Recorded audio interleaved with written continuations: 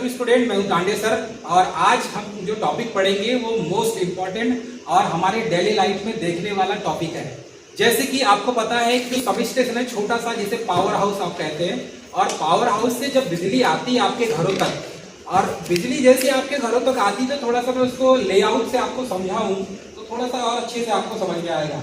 देखिए ये पूरा डायग्राम आपको दिख रहा होगा यहाँ पर, जहां से इलेक्ट्रिसिटी जनरेट होती है। तो electrical generation, transmission and distribution layout, ये पूरा लेआउट बेटा आपको ऐसा देखने मिलेगा कि पूरा सिस्टम ही है जो आपके घरों तक बिजली पहुंचाता है। देखिए ये सर्विस मेंस हो गया, यहाँ से आपके घरों में बिजली आती है, ठीक है। ये आपका होम हो गया, घर हो गया। और यहाँ पर ये जो तीन फेस दिख रहे हैं आपको, ये सर्विस मेंस कहलाता है। यदि एक फेस आपके घर में डाल दें हम और एक न्यूट्रल यहीं से डाल दें तो ये सर्विस मेंस कहलाता है। मतलब सर्विस मेंस से ही आपके घर में सप्लाई आता है, ठीक है। देखो इलेक्ट्रिसिटी जनरेट कहाँ हो रही है, जनरेशन प्लांट ये है। जनरेशन प्लांट के बाद सीधे ट्रांसमिशन हो रहा है, ट्रांसमिशन के बाद सीधे डिस्ट्रीब्यूशन हो रहा है, और डिस्ट्रीब्यूशन के बाद सीधे आपके घरों तक पहुंच रहा है। तो इसमें मैंने आपको पिछली क्लास में बताया था कि जनरेशन प्लांट के बाद प्राइमरी ट्रांसमिशन होता है, प्राइमरी ट्रांसमिशन के बाद सेकेंडरी ट्रांसमिशन होता है, जिसमें वोल्टेज को स्टेप डाउन किया जाता है, ठीक है। प्राइमरी ट्रांसमिशन में आपको बता दें कि वोल्टेज स्टेप अप होता है, secondary transmission voltage step down होता है। फिर आप देखेंगे कि प्राइमरी डिस्ट्रीब्यूशन में वोल्टेज फिर स्टेप डाउन होता है, और फिर सेकेंडरी डिस्ट्रीब्यूशन फिर और वोल्टेज स्टेप डाउन होता है, और उसके बाद सीधे 11 kV में आपको जो है वोल्टेज आपके घरों तक पहुंचती है। तो 11 kV में पहुंचने के पहले एक एच पोल माउंटेड ट्रांसफार्मर आपके घरों के आसपास लगा होगा, ठीक है। मतलब ये इस टाइप से लगा होगा एच पोल माउंटेड ट्रांसफार्मर। हम आज क्लास में उसी एच पोल माउंटेड ट्रांसफार्मर के बारे में पढ़ेंगे, ठीक है। देखने में आपको ऐसा दिखेगा, ये देख सकते हैं आप। अब एक एक कंपोनेंट से भी हम देखें, यहाँ ये क्या लगा हुआ है, ये क्या है, ये क्या है, ये क्या है, ये आपको ये डायग्राम में एकदम क्लियर दिख रहा होगा। देखिए सबसे पहले ऊपर वाला जो लगा है एच पोल माउंटेड क्यों कहते हैं, इसको पहले आप देख लो। ये जो डायग्राम है बेटा ये है एच पोल माउंटेड, एच पोल माउंटेड ट्रांसफार्मर। इसे एच पोल माउंटेड क्यों कहा जाता है, क्योंकि ये एक पोल हो गया और ये दूसरा पोल हो गया, और बीच में एक क्रॉस आर्म लगा हुआ है, और इसी क्रॉस आर्म के ऊपर ट्रांसफार्मर को रखा गया है। ये बेसिकली ट्रांसफार्मर है, और ये ट्रांसफार्मर कौन सा होगा, डिस्ट्रीब्यूशन ट्रांसफार्मर होगा, ठीक है। डिस्ट्रीब्यूशन ट्रांसफार्मर इसीलिए कहेंगे क्योंकि ये 11 kV को 400 वोल्ट में चेंज करके देता है। It means step down transformer. देखिए सबसे पहले यदि हम देखते हैं, ये ऊपर वाला पार्ट आपको दिखता है, अपर वाला पार्ट, ये पोल भी यदि मैं आपको बताऊं तो ये आरसीसी पोल कहलाता है। इसको पोल कौन सा बोलते हैं बेटा, आरसीसी। यहाँ लिख देता हूँ, ठीक है मैं, आरसीसी पोल। इसे क्या कहेंगे हम, आरसीसी पोल। ये आरसीसी पोल हो गया, सीमेंट कंक्रीट पोल। और इस सीमेंट कंक्रीट पोल में आप देखेंगे तो यहाँ पर एक लोहे का बेस होगा, और उस बेस के ऊपर ये ट्रांसफार्मर लगा हुआ है, और इसको क्रॉस आर्म से ऐसा कस देते हैं। ऊपर भी 3 क्रॉस आर्म आपको देखने मिलेंगे, ठीक है। तो एच पोल माउंटेड ट्रांसफार्मर में सीमेंट कंक्रीट पोल पर हमने ट्रांसफार्मर का इंस्टॉलेशन किया। उसके बाद यहाँ पर ये ऊपर वाला जो क्रॉस आर्म दिख रहा है आपको, ठीक है, ये एक्चुअल में यहाँ पर 3 आपको डिस्क इंसुलेटर देखने मिलेंगे। ये जो डायग्राम में बनाया आप, और ये डायग्राम में आपको जो दिख रहा है इसे कहते हैं हम डिस्क इंसुलेटर। यदि एक्स्ट्रा जब फॉल्ट की कंडीशन हो, ठीक है, और आपको क्या करना है, ड्रॉप आउट फ्यूज से इसका जो कनेक्शन है दिख रहा है आपको, यहाँ पर एक इस टाइप से एक हैंडल भी होता है, एक ऑटोमेटिक हैंडल भी होता है, और दूसरा एक मैनुअल हैंडल भी होता है। और वो हैंडल आपको यहाँ नीचे देखने मिलेगा। आप उस हैंडल को खींचेंगे तो ऊपर वाली लाइन से नीचे वाले ट्रांसफार्मर का कनेक्शन अलग अलग हो जाएगा, ठीक है। तो यहाँ पर एक फंक्शन ऐसा होता है। दूसरा, ड्रॉप आउट फ्यूज जब लगा होता है तो एक्स्ट्रा यदि करंट का मान बढ़ जाए, एक्स्ट्रा वोल्टेज हो जाए, हाई वोल्टेज यहाँ पर क्रिएट होने लगे, या मानकर चलिए कभी सर्ज की प्रॉब्लम आती है, या कहीं फॉल्ट की कंडीशन होती, तो फॉल्ट की कंडीशन में आपको पता है करंट का मान क्या हो जाता है, हाई हो जाता है। तो जब लोड बढ़ जाए तो भी कंडीशन में, यदि आप लोड बढ़ाएंगे तो करंट ज़्यादा कैरी करेगा, तो करंट ज़्यादा कैरी करेगा। उस सिचुएशन में यहाँ पर ये जो इस ट्रांसफार्मर पर लोड ज़्यादा बढ़ जाएगा, तो ट्रांसफार्मर पर लोड ज़्यादा बढ़ने के कारण यहाँ पर जो डीओ है, ये उड़ जाएगा। एक तो फॉल्ट की कंडीशन में उड़ेगा, एक तो ज्यादा लोड सडनली आपने डाल दिए तो उड़ेगा। तो ये दो सिचुएशन क्रिएट होती है। जैसे कि आपके घरों में देखा होगा आपने रिवायरेबल फ्यूज लगा होता है, फ्यूज लगा होता है आपके घरों में। तो फ्यूज का भी क्या काम है, यदि आपने सडनली लोड डाल दिया ज्यादा तो उड़ेगा, ठीक है, या फॉल्ट कहीं हो गया तो फ्यूज उड़ जाएगा। तो सेम सिचुएशन भी यहाँ पर इसके लिए भी होती है, लेकिन इसके दो फंक्शन है। एक तो यदि इस ट्रांसफार्मर पर मेंटेनेंस का काम करना है आपको, तो यहाँ से आप इसके चैनल को खींचेंगे, ये दोनों अलग अलग हो जाएंगे। नीचे उसका हैंडल होता है, ये एक मैनुअली हो गया, एक ऑटोमेटिक वाला भी होता है, गियर सिस्टम वाला ऑटोमेटिक, ये दोनों को अलग अलग कर देगा। तो एक प्रकार का ये आइसोलेटर का भी वर्क करता है, ठीक है। तो समझ में आ रहा है आपको, यहाँ पर ये एक प्रकार का आइसोलेटर का भी काम करता है। अब जब आप नीचे आ जाएंगे तो नीचे एक और 3 इंसुलेटर आपको लगे हुए मिलेंगे। अब ये 3 इंसुलेटर, ये तीसरे क्रॉस आर्म में आओगे तो यहाँ पर 3 इंसुलेटर लगे होंगे, फिर उसका कनेक्शन नीचे वाले नीचे और एक इंसुलेटर लगा होगा। तो इसका जो कनेक्शन है यहीं पर एक हिसाब से आप बोला जाए तो ये आर फेस, ये वाई फेस और ये बी फेस का हो जाएगा। मतलब ये 3 फेस का कनेक्शन और ट्रांसफार्मर के प्राइमरी साइड में आ जाएगा। ये आपको दिख रहे हैं, ये इसे कहते हैं ट्रांसफार्मर की बुशिंग। इसे क्या कहते हैं बेटा, ट्रांसफार्मर की बुशिंग। और ये बुशिंग में ही इसका कनेक्शन आएगा सीधे, मतलब प्राइमरी साइड में जब सप्लाई आएगा तो जिस साइड की बुशिंग ट्रांसफार्मर की बड़ी मिलेगी साइज में, तो वो क्या कहलाएगा बेटा, ठीक है, वो क्या कहलाएगा, प्राइमरी साइड कहलाएगा। और जिस साइड की सेकेंडरी साइड में बुशिंग छोटी मिलेगी वो क्या कहलाएगा बेटा, सेकेंडरी साइड कहलाएगा। तो आपको यहाँ पर इस बुशिंग से भी समझ में आ सकता है कि प्राइमरी साइड है कि सेकेंडरी साइड है। लेकिन ये एक डिस्ट्रीब्यूशन ट्रांसफार्मर है, और डिस्ट्रीब्यूशन ट्रांसफार्मर है मतलब इसका जो यदि प्राइमरी इसका डेल्टा में होगा तो सेकेंडरी का में होगा बेटा, स्टार में होगा, और सेकेंडरी स्टार में होगा तो कहीं ना कहीं यहाँ पर 4 पॉइंट मिलेंगे, 4 टर्मिनल मिलेंगे। एक हो जाएगा आर फेज, दूसरा वाई, तीसरा बी, और ये क्या हो जाएगा बेटा, न्यूट्रल का। तो हमको समझने की जरूरत ही नहीं है, सेकेंडरी में हमको ऑटोमेटिक इस टर्मिनल से समझ में आ जाएगा कि ये ट्रांसफार्मर प्राइमरी है कि सेकेंडरी साइड है। तो ये डिस्ट्रीब्यूशन ट्रांसफार्मर है और ये एच पोल माउंटेड ट्रांसफार्मर है और एच पोल पर लगा हुआ है। तो प्राइमरी साइड में बुशिंग लगी हुई है, उससे पहचान लेने के लिए प्राइमरी साइड की बुशिंग है, मतलब प्राइमरी साइड में सप्लाई आ रहा है, ठीक है। जब भी इस ट्रांसफार्मर में आपको मेंटेनेंस का काम करना है तो यहाँ पर एक आप देखेंगे, यहाँ पर एक आइसोलेटर टाइप का होता है, जैसे मैंने आपको बताया, वो उसका काम क्या है, सर्किट को अलग अलग कर देने का। तो आपके दोनों काम हो जाएंगे। फिर ये ट्रांसफार्मर में आपने देखा सेकेंडरी साइड में आर वाई बी और एक न्यूट्रल है, मतलब ये डेल्टा स्टार टाइप का ट्रांसफार्मर है। तो एक न्यूट्रल पॉइंट निकल गया, इस न्यूट्रल पॉइंट को भी क्या कर दिया जाता है, आपको पता है, ग्राउंड कर दिया जाता है। इसको भी, ये भी ट्रांसफार्मर का जो न्यूट्रल पॉइंट होता है लोड के बैलेंस के लिए, इसको भी ग्राउंड करते हैं, याद रखेंगे। देखो बेटा, ग्राउंड करने की जो मेथड है, प्रोसेस है, वो कहाँ से चली आ रही है, हम ग्राउंड क्यों करते हैं। यहाँ पर ये जो ट्रांसफार्मर देखो, ये जनरेशन प्लांट है, और इस जनरेशन प्लांट में आप देखेंगे तो यहाँ पर भी आपने अल्टरनेटर यूज किया है। तो ये अल्टरनेटर में आप देखेंगे स्टार कनेक्शन इसमें भी होता है, इसकी वाइंडिंग का connection star connection, delta connection में। तो अल्टरनेटर के कनेक्शन, अंदर के कनेक्शन में देखेंगे तो यहाँ पर 3 फेस में, इसमें भी इसको न्यूट्रल पॉइंट निकाल के इसको ग्राउंड किया जाता है, मतलब वहाँ अल्टरनेटर को भी ग्राउंड किया जाता है। दूसरा, ये ग्राउंड का अब कनेक्शन कहाँ पर हो जाएगा, जहां ट्रांसफार्मर है। तो प्राइमरी जो पावर ट्रांसफार्मर, ये ट्रांसफार्मर दिख रहा है आपको, ट्रांसफार्मर स्टेप अप, ये जो है जनरेशन प्लांट में जो ट्रांसफार्मर लगा रहता है उसे पावर ट्रांसफार्मर कहा जाता है, और वो एक प्रकार का स्टेप अप ट्रांसफार्मर ही होता है। इसमें हमने क्या किया है, 11 केवी को डिजाइन के अनुसार मानकर चलिए 132 केवी में कन्वर्ट किया हमने, 11 केवी को 132 केवी में। तो ये डायरेक्ट पावर ट्रांसफार्मर इसलिए बोला जाता है क्योंकि ये 11 केवी को कितने गुना में कन्वर्ट कर रहा है, या तो 33 करेगा या 66 करेगा, ठीक है। वैसा ट्रांसफार्मर आपको डिजाइन करना पड़ेगा। सभी ट्रांसफार्मर 132 केवी सेकेंडरी में नहीं देते आउटपुट, आपको ट्रांसफार्मर डिजाइन करना होगा वैसा।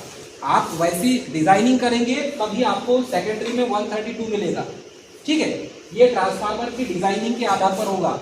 प्राइमरी ये जो ट्रांसफार्मर होते हैं 13.7 केवी वाले भी होते हैं। ये वाला ट्रांसफार्मर आपको मिलेगा बर्गी डैम में, 13.7 केवी का ट्रांसफार्मर लगा हुआ है वहाँ जनरेशन प्लांट में, ठीक है।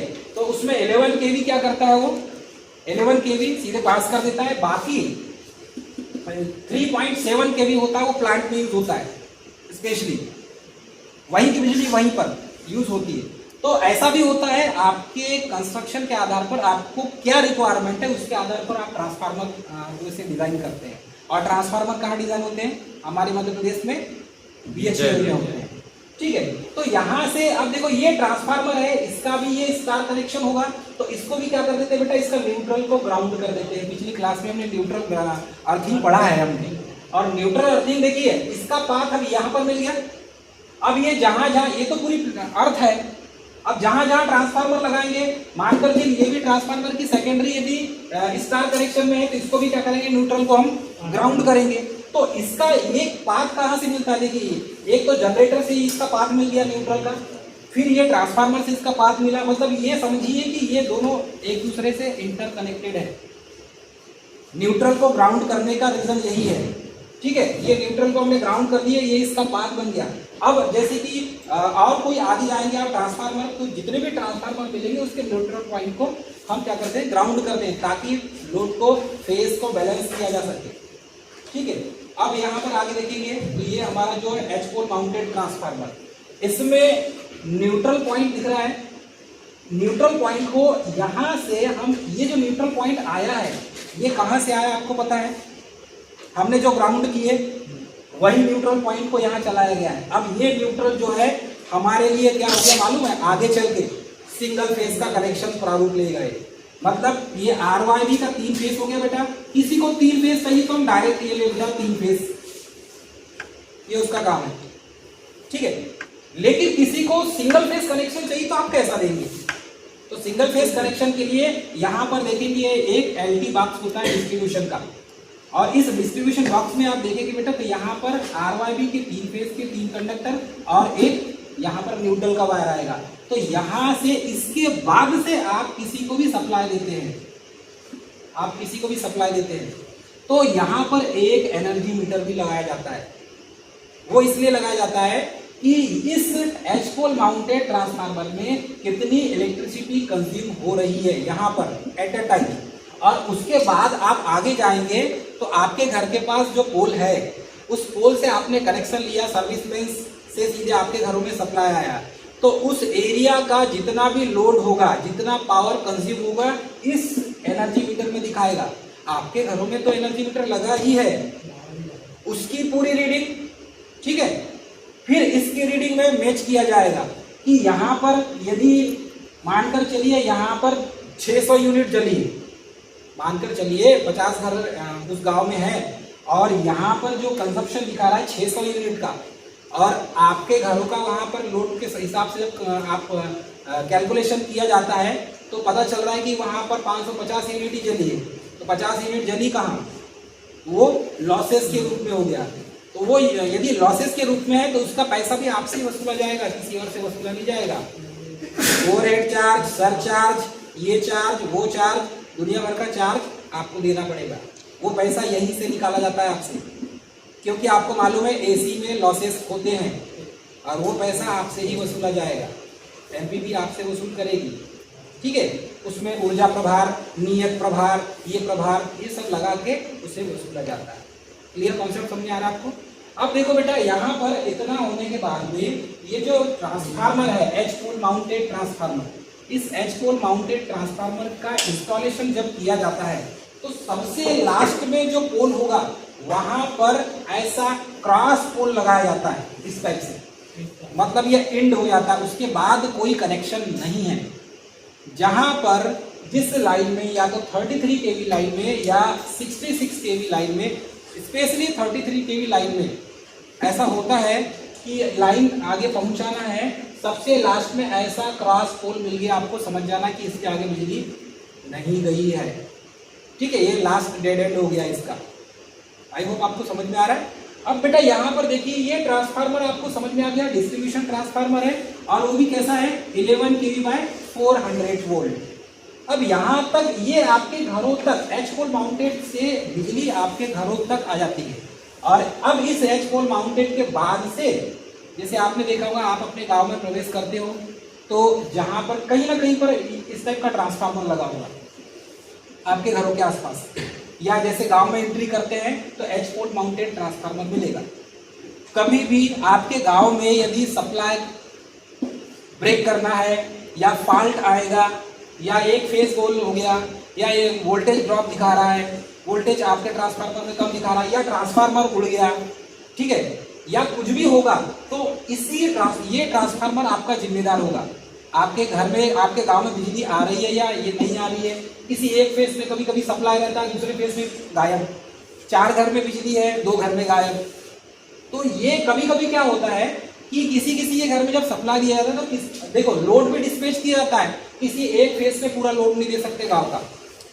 50 घर इसमें दिए तो 40 घर इसमें तो 30 घर इसमें, इस टाइप से दिया जाता है। मतलब आपके गांव का लोड कितना है, कितने कनेक्शन है, उसके आधार पर फेज में भी लोड दिया जाता है, ठीक है। स्पेशली इस टाइप से डिजाइन किया जाता है। और उसके बाद आप देखेंगे तो ऊपर वाले RYB में सबसे ऊपर वाला जो होता है 11 kV में, आप देखेंगे आपके घर के पास जो पोल होगा तो ऊपर वाले में भी जो फेस होता है उस फेस का कनेक्शन आप देखेंगे मैक्सिमम अच्छे घरों में जो लोड दिया जाता है, जैसे कि किसी का कोई अच्छा बड़ा कंज्यूमर है तो उसको सबसे ऊपर वाले फेस में लोड दिया कनेक्शन किया जाता है उसका, ताकि उसको प्रॉपर वोल्टेज मिलता रहे, ठीक है। एकदम खत्म वाले कोई बस्ती है तो उसको सबसे लास्ट वाले RYB वाले फेस पे दे देगा, सबसे नीचे वाले में। मतलब लोड को शेयर किया जाता है, R फेस में भी उतना ही लोड हो, Y फेस में भी उतना लोड हो और B फेस में भी उतना ही लोड हो। अब कभी ऐसा तो हो ही नहीं सकता कि हमेशा लोड इक्वल रहे, तो उस लोड को बैलेंस कौन करेगा? उस लोड को बैलेंस करने का काम किसका होता है? न्यूट्रल का होता है।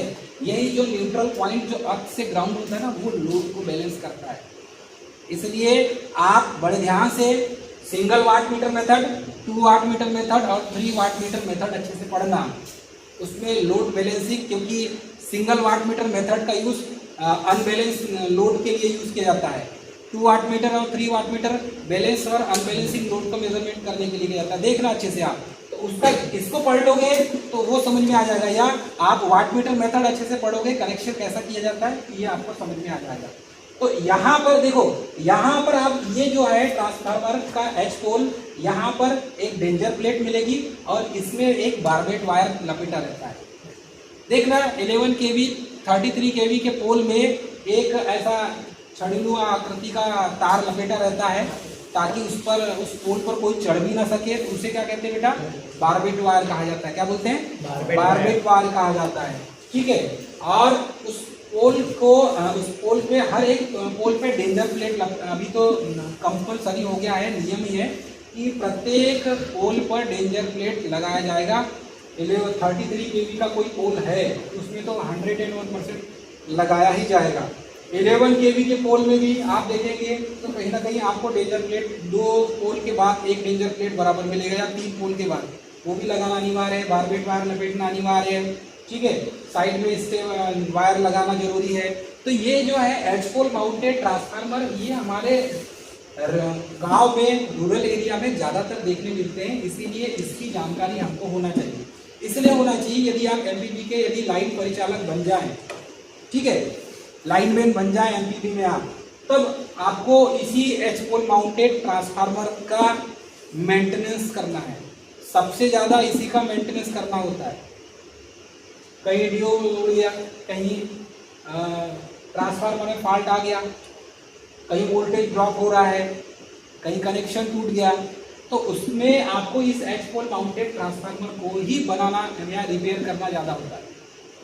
ट्रांसफार्मर में लोड ज़्यादा हो गया, पता चला कि आपके गांव में बहुत ज़्यादा कंज्यूमर बढ़ गए, 50 घर बढ़ गए, सीधे नए घर बन गए 50, ये ट्रांसफार्मर लोड संभाल ही नहीं पाएगा। या तो फिर आपको पैरेलल ऑपरेशन करना होगा ट्रांसफार्मर का, या तो फिर इस ट्रांसफार्मर को निकालेंगे, आप नया ट्रांसफार्मर लगाएंगे बड़ी रेटिंग का। तो ये ऐसा जो सारा जो मतलब कि एमपीबी के द्वारा ये सारे काम एक लाइनमैन के द्वारा और एक जेई के द्वारा करवाए जाते हैं।